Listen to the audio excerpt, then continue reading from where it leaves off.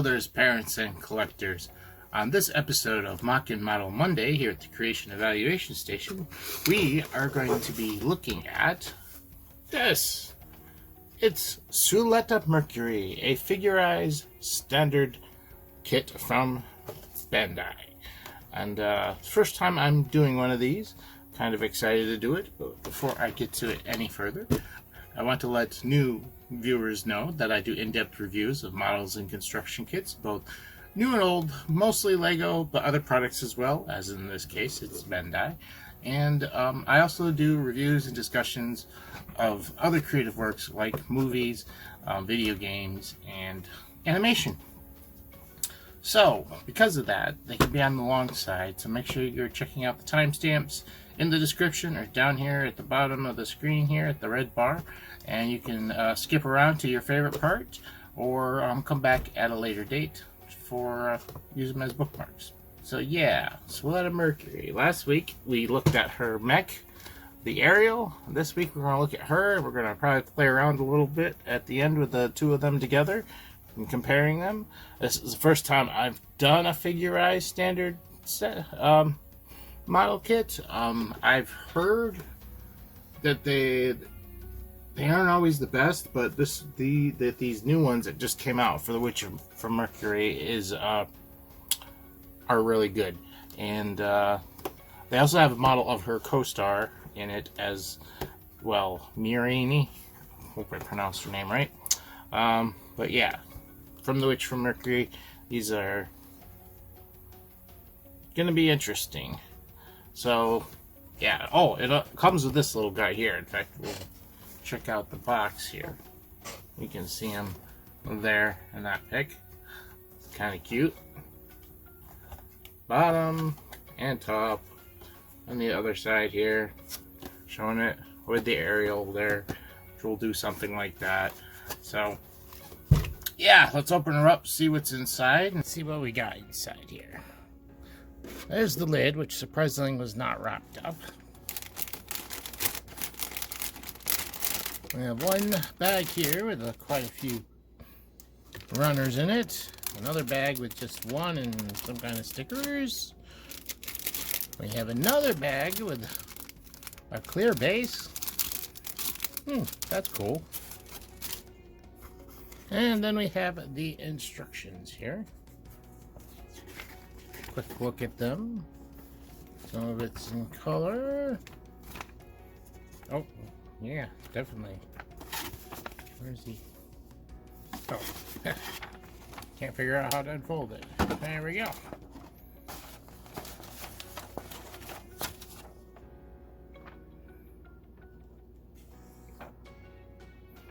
Looks like it's only about 3 pages to get it all together, and then it shows some other stuff here.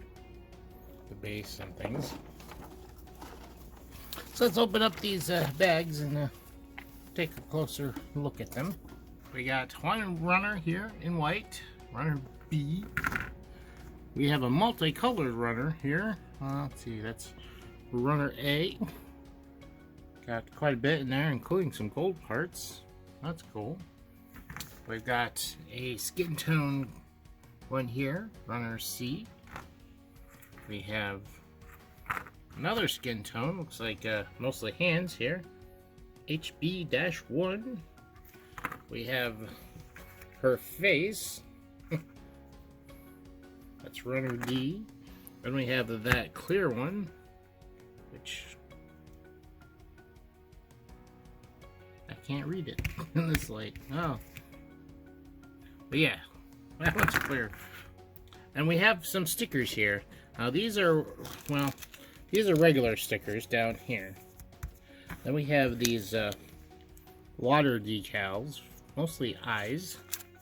And then we have these other special sticker things here. They're some kind of metallic gold. So it's kind of cool. Let's go put it all together and check it out. Here we have her all put together. And just you can see, there's a stand here. It actually comes with a stand, so you get this nice stand. It does have some options for how you attach. There's one that's just a clamp that goes around her. Well, it doesn't clamp, it just has fingers that go out to hold her, and it's all clear, so you know, you can see through it. Personally, I'd rather have something like this that attaches to the back, so you're not really seeing anything at all. But yeah, attaches to the one hole in her lower torso there, and yeah, it's pretty stiff, so it's gonna hold any position. You can use this for Gundams too if you wanted to. Yeah, it's nice. You don't need the stand. She does stand pretty good on her own. I mean, you're just limited to what poses she can make. Like, there you go. She's standing by herself just fine. But let's get down and check out the posability. We have there are 2 joints in the neck. There's one at the base that's pretty limited, but it does help, you know, give her some more articulation. It's limited basically because of the collar of her shirt there. But then her regular head is on a ball joint, so that offers plenty of movement there. And then it's also below that there is a joint that goes from side to side, so you've got plenty of options for all sorts of different head movement poses, which that can help, you know, give your model, depending on the position, a lot of character. She's got a waist articulation here, well, upper torso, I guess. Ab crunch. She does have some movement here, but the flailing jacket also limits that a little bit. Moving out to her arm here. Got full rotation there. There's a ball joint. There's some extra joints in there as well to give larger swaths of movement. She's got an elbow here, and I really like how they did the joints here. For the clothing, it's supposed to be nice and droopy and kind of flowing, moving with her arm.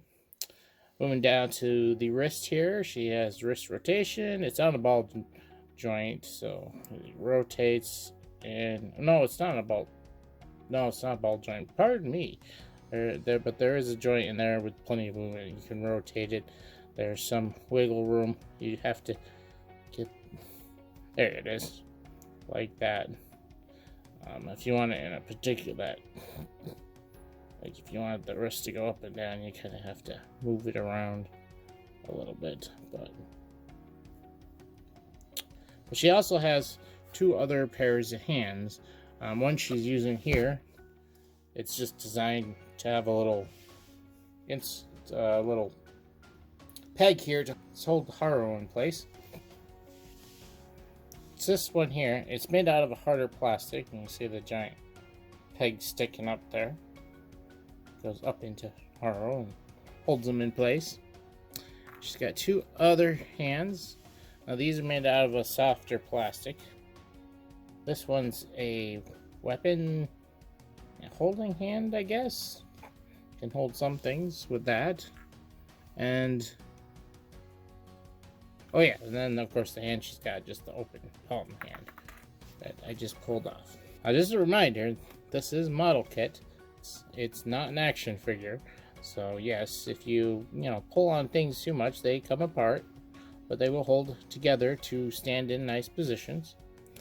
Now, moving down, we get the hip movement. Like I said, got that. There's a joint right in here, and that's what allows for this movement here. So yeah, when putting this together, I was most amazed by these hips, how they're constructed, but how well they work too. They got plenty of motion in them. There's a ball joint there. There's also some twisting as well. As far as splits, it's like out to the side. You can only go so much, but what you can do is these actually move up and down. If you can see that. You can pull them down.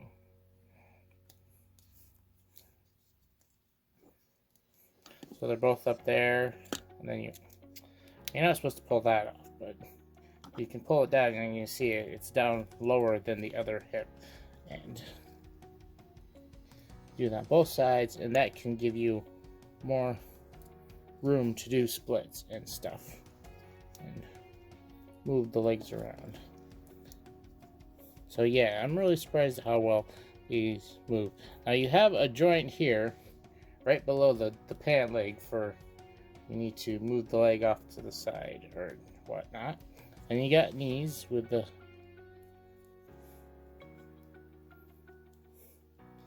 single joint, moves like that. Then you got ankles that are on side to side and front, mostly front to back, but you have a little bit of a side tilt as well. And you got Haro here. He doesn't do much, but his little ear things open up, or whatever you want to call them, and they can close up into a complete ball. Definitely needs a bit of paint. You can barely see any detail on them, like his eyes and such. But a little a Gundam mark or whatever put in there will help a lot, just to do some panel lining on him. She herself really doesn't need any panel lining. Maybe the seam on the back.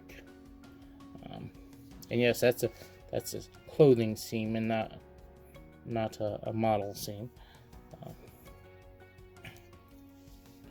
There she is. Let's get her thing back here.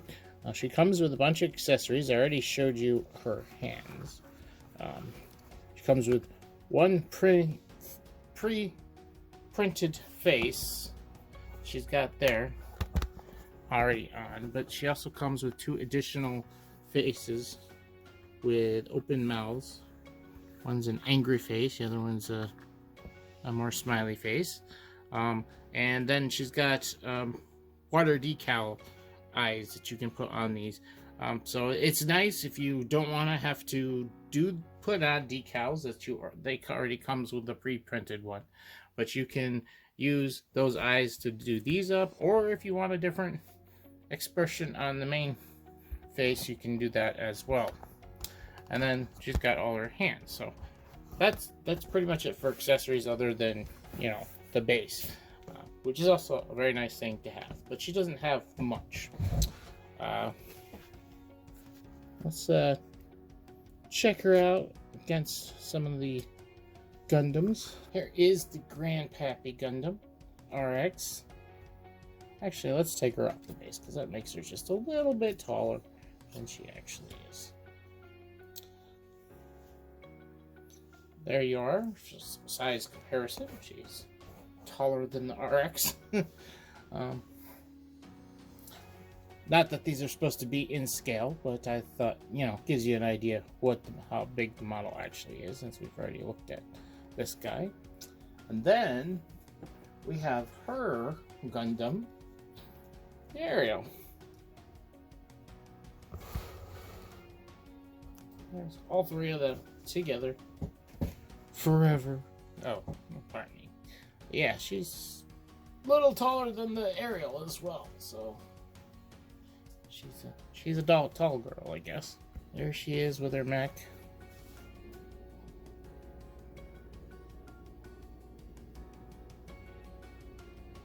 Time to give you my final thoughts and a final eval score on this now. I'm no model expert. This is the first time I've ever put together one of these figurized figures. And just so you know, they're not... Well,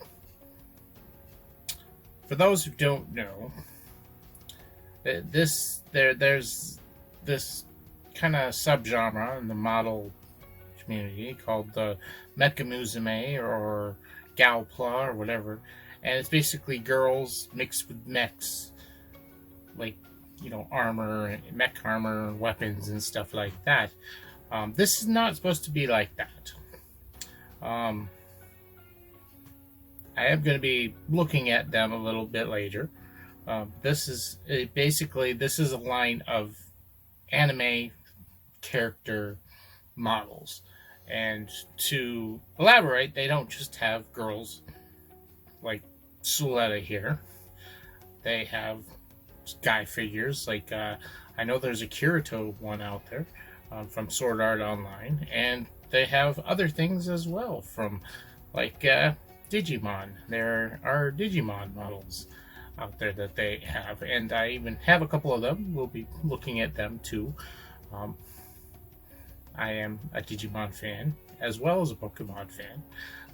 They even make, that's the thing, they make both Digimon and Pokemon figures, although the Pokemon figures are not part of the Figurized lines. They have their own sideline, but the Digimon figures are part of the Figurized line that this is from. Now, I've heard not the best things over about the older figures. This is one of the newest Figurized figures they've made, other than her co-star, which is, came out the same, well, not the same time, came out a little bit later, but they were made around the same time. So these are not Mecha Musume, these are something different, but they are similar in some of the construction aspects or whatever. So getting that out of the way, I first time putting any of these type of things together, and I'm rather impressed. A couple things I really liked was interesting was how the hair is done. It's not done with just a couple pieces like slapped on. It's actually designed to give it a more thicker layered look by the way the plastic is put on, and that was really interesting. Another thing is the way they designed the hips and how they end up looking, functioning, and the interesting way how they go together. The hardest part of putting this thing together was probably the hair, just because some of the headpiece, those were some of the smallest parts, and also the hair, it's all the same color, so trying to figure out how exactly to put the pieces on was a little bit problem. Some of it's better lighting. Yeah, those are my general thoughts on this. We will be looking at Girl Claw, or whatever you want to call it, Mecha Musume, later on. Like I said, I was interested in how this was put together. So there were some interesting things that I've never seen before, because I've never put any of these together. So I gotta be careful. It's why I don't give these a really in-depth evaluation, because this is my first one, so I've got nothing to compare against. I did say what I found interesting, but I don't know if these are better or worse than anything else, because this is the first one I've done. I did use my little guide here. Now, yeah, it looks really good. There isn't a lot of seam lines I can see on it. Now, you have the joints and things, especially with the clothing. Oh, that's what it was. Yes. I thought it was interesting how they did the clothing. Now, it's definitely not perfect, but how that's the thing with making something like this compared to a mecha. Mecha is very inorganic. You can have joints and seams because a giant robot would have joints and seams. A human being and clothing, which she's also wearing clothing, doesn't have joints and seams, but they're there nonetheless. How they try to mask them or smooth them out or make them function is a different story, and you can't really compare this to a Gundam when you're talking about that. So that's why I did find it interesting how they did the clothing, especially the arms here with their, if you've seen the show, they have very big sleeves that are loose and flowing, and I thought this was really interesting because it gives you, you have to move the sleeve along with the arm and consider, how the arm is moving and how would the sleeve move, where it would lie. I mean, if it's up like this and she's stationary, then it's just going to kind of hang down a little bit, so you want that. Or if she's moving a little bit, it may be at half, something along those lines. But my point is, appearance-wise, you can't judge this the same as a Gundam Although you can worry about actual seam lines, as in where the pieces of plastic meet together. But in the actual joints and how they're kind of really revealed, I mean, obviously you can see here with her knees that are, I mean, they do a pretty good job masking that there's, you know, an actual seam there. Of course, when you look toward the back, you'll see even more. But, you know, people don't look at the backs of people's knees most of the time. Anyways, but you get the posability in there. And what they do to kind of mask those joints, I think, looks really well. But they're still there, and they're still visible. And so appearance is really good. But I don't think you're going to get perfect unless you make a immovable plastic statue, which is not what these are supposed to be. Now, as far as the functioning, like the joints and everything works fairly well in it. You got to remind people that these are not action figures. They're not meant to be, you know, played with a lot. They can be positioned, and as long as they hold that position, that's good, which they do. Now, if you put a little bit of pressure on it, pieces will come off, but that's the difference between a model and an action figure, toy, whatever it is. That's why these are not really toys.